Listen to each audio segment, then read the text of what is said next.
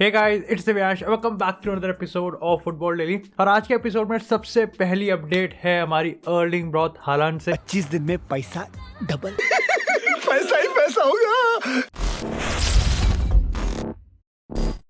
आप jokes apart यार, actually में आज के एपिसोड में ना एक बहुत ही इंटरेस्टिंग और एक्सक्लूसिव स्टोरी हमारे सामने पिच हुई है। और ये स्टोरी RNBVB यानी कि एक ऐसी न्यूज़ एजेंसी जो कि एक्सक्लूसिवली डॉर्टमुंड को कवर करती है, उसने ये स्टोरी पिच इन की। और ये दोनों ही रियल मैड्रिड और बार्सिलोना की जो फैन बेस न्यूज़ एजेंसीज है, उन्होंने मेन स्ट्रीम मीडिया में इसको अपडेट किया है। अब स्टोरी यार यहाँ पे कुछ ऐसी है कि according to report Real Madrid ने यहाँ पर हालांड को ये कंफर्म कर दिया है, मतलब ये इंस्ट्रक्ट कर दिया है कि हम भाई तुमको 2022 में साइन नहीं कर सकते। और जिस पे हम एक्सक्लूसिवली अभी बात करेंगे, और यहाँ पर हम जो सॉल्यूशन दे रहे हैं वो ये है कि भाई तू 1 साल डॉर्टमुंड में और रुक, और उसके बाद हम तेरे को 2023 में साइन कर लेंगे। अब सबसे पहले तो रियल मैड्रिड के पर्सपेक्टिव से बात करते हैं कि ये क्या सिनेरियो है। अब देखो यार, इस पूरी थ्योरी के पीछे जो आई थिंक 3 बड़े रीज़न है। पहला रीज़न ये है कि यहाँ पर बेंजेमा, क्योंकि देखो यार बेंजेमा इस समय दबा के गोल स्कोर कर रहा है, और उसके साथ भी आपको बेंजेमा में 2 चीज़ें हैं कि एक तो बेंजेमा के लिए डिसरिस्पेक्ट, प्लस बेंजेमा के साथ आप फिट कहाँ करोगे अर्लिंग ब्रॉट हालांड को। तो ऐसे में रियल मैड्रिड का परसेप्शन यहाँ पर ये है कि वो ये सोच रही है कि 2023 में हम बेंजेमा को फेयरवेल दे देंगे, और उसके बाद अर्लिंग ब्रॉट हालांड के लिए एक प्रॉपर प्लेटफॉर्म तैयार करेंगे कि वो रियल मैड्रिड में हम उसको एज अ मैड्रिडिस्टा वेलकम करें। इसी के साथ जो दूसरा प्लान है वो यहाँ पर ये है कि यार एम्बापे की डील पे अभी रियल मैड्रिड इतना ज़्यादा फोकस है। प्लस हाँ, ये है कि Mbappe as a free agent आ रहा है, लेकिन उसको जो पैसा है ना वो भाई कम नहीं लगने वाले। और तीसरा पॉइंट यहाँ पे है कि रियल मैड्रिड इस समय कहीं ना कहीं यहाँ पर ये देख रही है कि भाई हमको एक मिडफील्डर भी लेके आना है, हमको एक राइट बैक भी लेके आना है, और मे बी यहाँ पर किसी और पोजीशन पे भी हम यहाँ पर साइनिंग कर सकते हैं। और एम्बापे के साथ तो डेफिनेटली अर्लिंग ब्रॉट हालांड के लिए शायद से हमारे पास फंड्स नहीं होंगे भाई, लिमिटेड ही फंड है यहाँ। ठीक है, मैड्रिड बहुत सक्सेसफुल है फाइनेंशियली, लेकिन फिर भी भाई फंड्स यहाँ पर लिमिटेड ही हैं।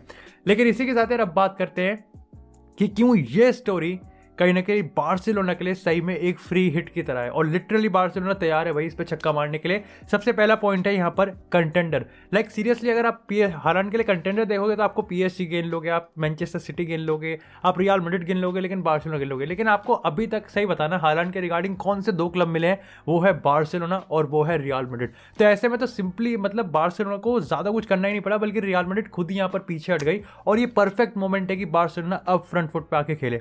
लेकिन इसी के साथ अगर दूसरा पॉइंट करें ना, तो ये मेरे को लगता है कि बार्सिलोना फैंस का एक बहुत ही अच्छा आर्ग्यूमेंट है, जो कि सही में बहुत मुश्किल है काउंटर करना।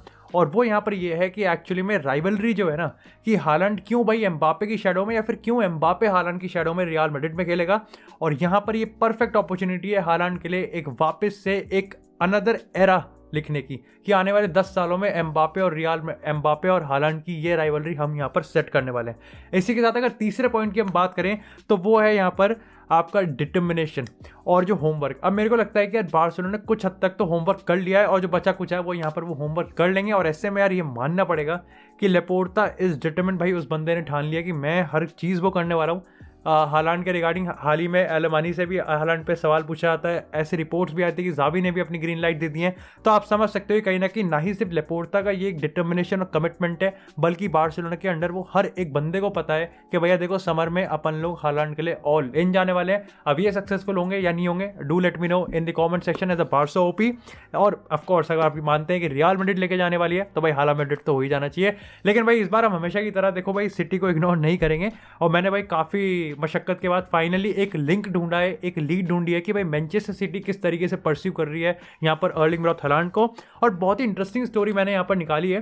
तो भाई सीन यहाँ पर ये है कि मेरे को भी अब पता चला कि एक्चुअली में जो पेप गार्डियोला के और मिनो रायोला के रिलेशन है ना, वो बहुत ज़्यादा ख़राब है। और ऐसे में एक्चुअली में मैन सिटी ने बैन कर रखे हैं उन सारी ट्रांसफर रिक्रूटमेंट्स में जिसके एजेंट यहाँ पर मिनो रायोला है। लेकिन सिर्फ और सिर्फ अर्लिंग ब्रॉट हालांड के लिए यहाँ पर पेप गार्डियोला ने इस डिसीजन पे अब यूटर्न लेने का सोचा है, और मैनचेस्टर सिटी एक्चुअली में इस बैन को हटा देगी और यहाँ पर वो मिनो रायोला के साथ डील करने के लिए तैयार है। अब आपको यार ये कहीं ना कहीं ये कैसा एक एडवांटेज हुआ, तो यार एडवांटेज ये है कि आप खुद सोचो कि मिनो रायोला हालांड की डील तो करवाएगा, उसमें तो कमीशन खाएगा, प्लस यहाँ पर मैनचेस्टर सिटी जो उस पर से बैन अपलिफ्ट करेगी, तो कहीं ना कहीं और फ्यूचर डील्स यहाँ पर मिनो रायोला करवा सकता है। And it's all about money. तो डू लेट मी नो कि आपके हिसाब से इस समय क्या, मेरे को लगता है कि देखो सिटी की तो मैंने आपको लीड दे दी, लेकिन अभी I think main stream story में यही है कि क्या यहाँ पर बार्सिलोना इस फ्री हिट पे छक्का मारेगी या नहीं। लेकिन इसी के साथ यार अब बात करते हैं मैनचेस्टर यूनाइटेड से। अब रिसेंटली यार मैनचेस्टर यूनाइटेड से रिपोर्ट्स आती हैं कि जो यूनाइटेड के कुछ प्लेयर्स हैं ड्रेसिंग रूम में, कुछ वो एंटिटीज़ हैं, एंड आई थिंक आपने ऑलरेडी गेस कर लिया कौन होंगे, मैं नाम नहीं दे रहा क्योंकि सही बताऊं तो इट्स एनोनिमस। वो प्लेयर्स यहाँ पर सोचते हैं कि राल्फ रागनिक का जो ट्रेनिंग मेथड है वो यहाँ पर ओल्ड स्कूल है, और ऐसे में जिस तरीके से रागनिक यहाँ पर ट्रेन करता है वो यूनाइटेड को नेक्स्ट लेवल लेके जाने के लिए इनफ और अप्रोप्रिएट नहीं है। अब मैं सही बता रहा हूँ यार, राल्फ मैनचेस्टर में जितना ड्रामा होता है ना, उतना ड्रामा सास भी कभी बहू में भी नहीं था। वैसे मैं सीरियल नहीं देखता।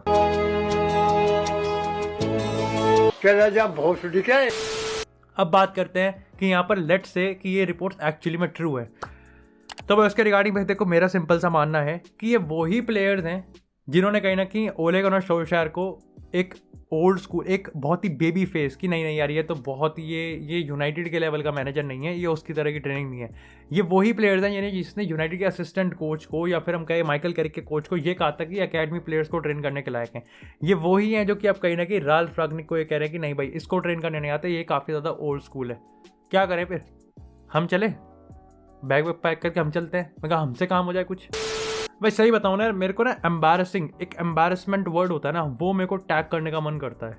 मतलब लिटरली स्पीचलेस है यार। मतलब ये ना मैं सही बता रहा हूँ, मैं थक गया हूँ इन चीज़ों पे बात करते करते। मेरे को लगता है तुम भी थक गए होंगे यार। मतलब कोई पॉजिटिव कभी आता ही नहीं है। लाइक सीरियसली कभी ऐसा आया हो कि नहीं भाई, मैं आपको झूठ नहीं बोलूँगा, अभी हाल ही में रियल मैड्रिड और बार्सिलोना के सोशल मीडिया हैंडल्स ने ये अपडेट दिया था कि भाई सारे प्लेयर्स रेस्टोरेंट में खाना खा रहे हैं। हमारे यहाँ अलग ही चल रहा है, हमारे यहाँ मैगवायर पेल रहा है, हमारे यहाँ मैगवायर पेल रहा है, हमारे यहाँ भाई कोई किसी पे इल्ज़ाम लगा रहा है, हमें यहाँ कोई कह रहा है कि नहीं भाई रोनाल्डो का तो पोर्चुगीज इन्फ्लुएंस है, कोई कह रहा है कि नहीं राल्फ रागनिक का ट्रेनिंग में चले। तो इतना लाइफ खराब हो गया है। लेकिन इसी के साथ बात करते हैं रियल मैड्रिड वर्सेस पीएसजी की। अब इसके रिगार्डिंग यार सबसे बड़ी अपडेट्स, और मेरे को लगता है as a Real Madrid fan भाई ये बहुत ही बड़ी अपडेट है, और वो ये है कि कार्लो एंसेलोटी ने यार इस चीज़ को कंफर्म कर दिया कि बेंजेमा कल नहीं खेलेगा विलारियल में, लेकिन he will be available for the squad selection of versus PSG. यानी कि उसने इस चीज़ को कंफर्म कर दिया कि देखो स्क्वाड सिलेक्शन में वो अवेलेबल होगा और उसको स्क्वाड लिस्ट में नाम किया जाएगा। अब ये देखने वाली बात है कि वो स्टार्टिंग 11 में खेलेगा या नहीं। अब ऐसे यहाँ पे एंसेलोटी ने ये तो कहा है कि अगर वो 100% फिट होगा मैं तभी उसको खिलाऊंगा, लेकिन आप मान के चलो कि अगर वो 100% नहीं भी होगा ना तो भी कार्लो एंसेलोटी बेंजेमा को खिलाएगा, क्योंकि बेंजेमा की ज़रूरत है भाई, बेंजेमा की बहुत ज़्यादा ज़रूरत है। वैसे इसके रिगार्डिंग फिलर में आपको बताता हूँ कि कल के विलारियल वाले मैच में यहाँ पर लूका जोविक को यूज़ कर सकता है वो as a number 9, as a false 9। अब उसने ये चीज़ कहा कि मैं फॉल्स 9 वाले रोल पे कर सकता हूँ अगर मेरे को वहाँ पे स्ट्राइकर ज़रूरत है, और मैं नहीं करूँगा, मैं इसको खिलाऊंगा या फिर मैं असेंसियो को खिलाऊंगा अगर मेरे को वहाँ पर पोजीशन की ज़रूरत है। तो ये एक और माइंडसेट पता चला कार्लो एंसेलोटी किस तरीके से सोचता है। लेकिन इसी के साथ वापस हमको आना पड़ेगा कैंप न्यू पे या फिर स्पॉटिफाई कैंप न्यू पे। तो भाई रिपोर्ट्स यहाँ पर ये है कि फ्रैंक कैसी की यहाँ पर डील होती हुई दिख रही है विद बार्सिलोना, और ये एक काफ़ी अच्छी डील होगी एज अ फ्री एजेंट कि यहाँ पर Barcelona at the end of the season Franck Kessie को as a free agent sign कर सकती है। अब रिपोर्ट्स यहाँ पर आपको बता दूँ, हाल ही में फ्रैंक कैसी को ना मतलब काफ़ी ज़्यादा विसल मिल रहा है, काफ़ी ज़्यादा बू किया जा रहा है मिलान के स्टेडियम में। सिमिलर सिनेरियो आप कह सकते हो डेम्बेले वाला, कि यहाँ पर मिलान के फैंस को लगता है कि फ्रैंक कैसी उनको बिट्रे कर रहा है उनके साथ कॉन्ट्रैक्ट ना रिन्यू करके, जबकि एसी मिलान जितना हो सकता है उतना यहाँ पर उसको सैलरी दे रही है, बट स्टिल यहाँ पर फ्रैंक कैसी की जो डिमांड है वो बहुत ज़्यादा है। आप लोग आई थिंक बार्सा फैंस इस चीज़ से काफ़ी ज़्यादा रिलेट कर पाओगे, बार्सिलोना का भी सेम सिचुएशन है। लेकिन बार्सिलोना के पर्सपेक्टिव से आई थिंक फ्रैंक कैसी वाली डील बहुत ज़्यादा इंपॉर्टेंट है। लेकिन इसके रिगार्डिंग मेरा आपसे एक सवाल है कि क्या आपको लगता है कि फ्रैंक कैसी एक्चुअली में सर्जियो बिस्किट्स का यहाँ पर रिप्लेसमेंट है? क्योंकि मेरे को लगता है कि यहाँ पर अगर किसी का रिप्लेसमेंट ढूंढ रही है बार्सिलोना तो वो मेरे को लगता है कि सर्जियो बुस्केट्स वाला है। बट यार मैं अभी इस पर एक्सक्लूसिवली नहीं पढ़ा है मैंने, और इसको एक्सक्लूसिवली ग्राइंड नहीं किया है, तो मैं इस पर यार डेफिनेटली इतना कमेंट नहीं करूँगा। But do let me your opinion on this topic in the comment section. बाकी that's it for this episode. I hope आपको एपिसोड पसंद आया। एपिसोड को लाइक करें, चैनल को सब्सक्राइब करें। आपको इसी तरह फुटबॉल से रिलेटेड एक्सक्लूसिव कंटेंट चैनल पर मिलता रहेगा। तब तक के लिए stay tune, stay safe, and I will see you in the next episode.